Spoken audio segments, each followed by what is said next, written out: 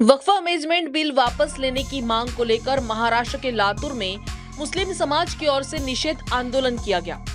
भाजपा सरकार मुर्दाबाद, मोदी सरकार मुर्दाबाद के नारे इस समय लगाए गए। अगर केंद्र सरकार को मुस्लिम समाज की इतनी फिक्र है तो मुस्लिम समाज को लेकर जो भी भड़काऊ बयानबाजी करते हैं उनके खिलाफ देशद्रोह का मामला दर्ज करे। मुस्लिम समाज को 10% शिक्षा और नौकरी में आरक्षण दे, मॉब लिंचिंग पर सख्त कानून बनाए, ऐसे अनेक कार्य करते हुए मुस्लिम समुदाय का भला करे। सिर्फ अडानी अंबानी का भला करने के लिए ऐसा बिल बनाया गया है, ऐसा आरोप इस समय किया गया। ज्या पद्धतीनं मागच्या 2 दिवसात लोकसभा आणि राज्यसभेत जे मुस्लिम विरोधी बिल ह्या भाजप सरकारने आणलं त्याबद्दल, वक्फ बिल जे आणलंय त्याबद्दल आम्ही मुस्लिम समाजाच्या वतीने व सर्व लोकांकडून आज विरोध तिथं मस्जिद रोड करण्यात आला।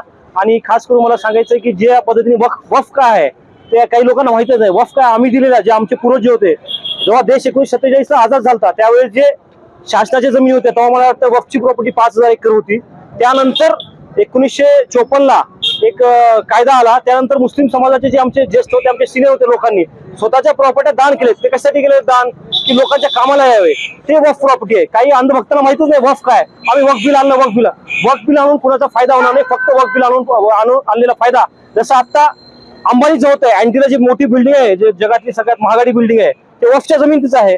आता त्यांना अडाणीच्या घशात हे सगळ्या जमिनी घालायच्या, त्यामुळे ज्या पद्धतीने वक्फ बिल आणलंय आणि 2014 मध्ये नाही आणलं तेव्हा त्यांच्याकडे सगळी मेजॉरिटी होती। 2019 मध्ये 300 पार होते तेव्हा नाही आणले, आता 400 पार जाणार होते ते 240 मध्ये आले, आता आणले। म्हणजे विचार करा, आता त्यांची जायची वेळ आली आहे आणि देशाची मला वाटतं की दिशाभूल करण्याचं, म्हणजे बेरोजगारीचा विषय वेगळा, डॉलरचा विषय वेगळा, जे आता अमेरिकेने जे 26% जे टेरिफ लावलाय त्याचा विषय डायव्हर्ट करण्यासाठी हा एक पद्धती। म्हणजे 2014 मध्ये लव जहाद, बीफ प्रकरण असे वेगवेगळे एक स्कीम आणतात RSS वाले जे आहेत ना, की लोकांना डायव्हर्ट कसं करायचं, लोकांना माहितीच होत नाहीत की बेरोजगारी काय, घरात खायला नाही, हे सगळ्या गोष्टी डायव्हर्ट करण्यासाठी। आणि म्हणतात की मुस्लिम महिलांचा आम्ही हे करतो, मुस्लिम महिलांसाठी आणलो। मुस्लिम महिलांसाठी काय म्हणले, जे बिल्किस बानोवर जे बलात्कार करतात त्या लोकांचा तुम्ही सत्कार करता आणि म्हणता की मुस्लिम महिलाबद्दल ट्रिपल तलाकने कुणाचा फायदा झाला, 370 उठून कुणाचा फायदा झाला? हे फक्त मोठ्या लोकांचा फायदा होण्यासाठी करत आहेत। आणि ह्याचा आम्ही मुस्लिम समाज आणि सर्व जाहीर हिंदू समाज बी सगळेजण जाहीर विरोध करत आहेत।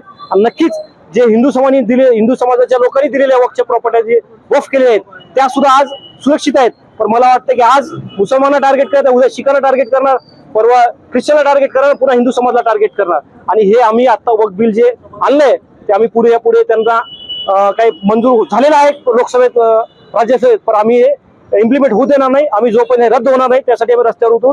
आणि ज्या पद्धतीने संविधान आणि डॉक्टर बाबासाहेब आंबेडकरांनी जो कायद्यात राहून जे आंदोलन करायचं शिकवलंय, जे कायद्या पद्धतीने चालायचं त्या पद्धतीने चालू आम्ही।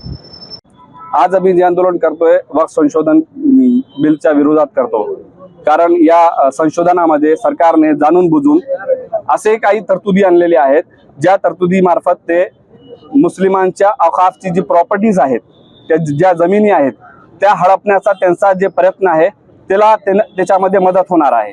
त्याच्यामध्ये जे अमेंडमेंट्स त्यांनी केलेले आहेत त्या अमेंडमेंट्स त्यांना ह्या जमिनी बळकावण्यासाठी साथ देणारे अमेंडमेंट्स आहेत। त्यामुळे आम्ही आज या मंजूर झालेल्या बिलच्या विरोधामध्ये आज येथे निदर्शन करीत आहोत। आम्ही आज हे जे निदर्शन करता याच्या पुढे जोपर्यंत हे सरकार हे बिल रद्द करणार नाही, ज्याप्रमाणे किसान बिल त्यांनी आणलं होतं, किसाननी या देशाला दाखवून दिलं की ह्या सरकारला कसं झुकवता येतो, त्याचप्रमाणे या देशाचे मुसलमान जोपर्यंत हा बिल रद्द होणार नाही तोपर्यंत आपली भूमिका ठाम ठेवणार। प्रत्येक दिवसानंतर एक टप्प्याने आम्ही वेगळे प्रकारचे मोर्चे, आंदोलने वगैरे आम्ही ठरवणार आहोत। आणि त्याप्रमाणे जोपर्यंत हे सरकार हा बिल रद्द करत नाही तोपर्यंत आम्ही लोकशाही मार्गाने रस्त्यावर उतरू। काल संसदेमध्ये राज्यसभेनं वक्फ अमेंडमेंट बिल पास केलं आणि ते राज्यसभेनं सुद्धा पास केलं। 288च्या लोकसभेच्या त्या सभागृहामध्ये 182 विरोधात पडली, 288 पुढे गेली। एक प्रकारे मुस्लिमांच्या विरोधामध्ये एक अत्यंत घातक असं बिल लोकसभेनं राज्यसभेनं पारित केलं, ह्याचं आम्हाला दुःख आहे। आणि ते व्यक्त करण्यासाठी, तो रोष व्यक्त करण्यासाठी सामुदायिक मार्गाने, लोकशाहीच्या मार्गाने, डेमोक्रेटिक मार्गाने आम्ही आज मस्जिद रोड, आझमगंज, गंजगोलाईमध्ये निदर्शनं करत आहोत। ही जी इमारत तुम्हाला दिसते ती मरकजची आहे आणि मरकज सुद्धा वक्फ बोर्डामध्ये येतं। आमच्या समाजाने याचा सदुपयोग केला असता तर मला वाटतं अशा प्रकारचे हे दिवस आज आले नसते।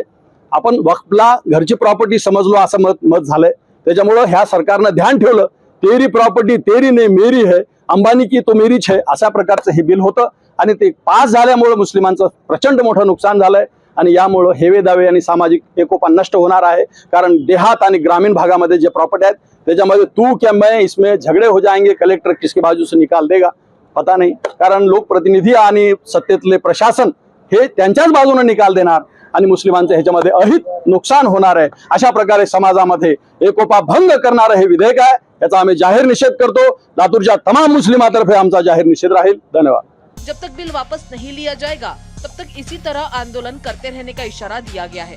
लातूर से मोमिन हारून की रिपोर्ट। हमारा हर शब्द समाज की आवाज, हमारी हर पहल निष्पक्षता का कदम, आपकी हर समस्या में आपसे पहले दिखेंगे हम हैं न्यूज फर्स्ट। ईश्वर का सच, हमारा साहस और आपका विश्वास। सच, साहस और विश्वास। अगर आप ये वीडियो YouTube पर देख रहे हैं तो हमारे चैनल को सब्सक्राइब कर बेल आइकन दबाएं।